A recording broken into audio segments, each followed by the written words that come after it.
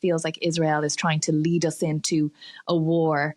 I think it's interesting. We saw kind of some of the more outspoken people in the MAGA world kind of soften their tone over time after the Israel-Iran war started. Steve Bannon, for example, one day he was very, very much against this, and the next day he's not. But it's really interesting to see these shifts, and ultimately, many of these people in the MAGA world, it's not as if there is a tremendous amount of alternative. They aren't going to turn to Democrats all of a sudden because of something Donald Trump does abroad, for the most part. You look at someone like Theo Vaughn. I think he's like the fourth biggest podcast in America, millions and millions of followers and subscribers.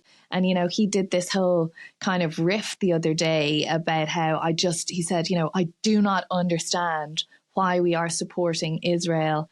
He said, I don't trust the leader. In this case, he meant the Prime Minister of Israel, Benjamin Netanyahu. No one's explaining to me why it is that the US is getting involved here. It feels like Israel is trying to lead us into a war.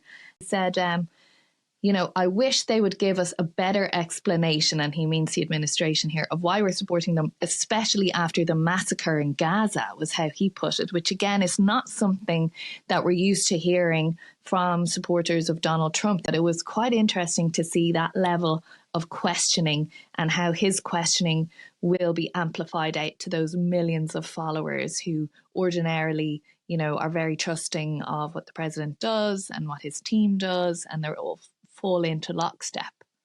I think is also, one comment I keep seeing online and in some of the conversations I've had over the last week is that, for the average voter, Iran seems very, very far away rather than, for example, inflation or prices at the grocery store or kind of everyday concerns. And, like you said, some of the podcasters that have traditionally been so in favor of Donald Trump, I think one of the better examples is Sean Ryan, a former Navy SEAL who has a very, very, very followed podcast. He openly came out and said, I served in Iraq and Afghanistan, and I feel like I've seen this movie before. It doesn't end well, essentially. And I think we're seeing kind of a lot of that, kind of the remnants of the trauma of the global war on terror, among Trump's base, a fair portion of whom served or knew someone who served, just don't want to do this over again, whether it be in Iran or Ukraine or wherever.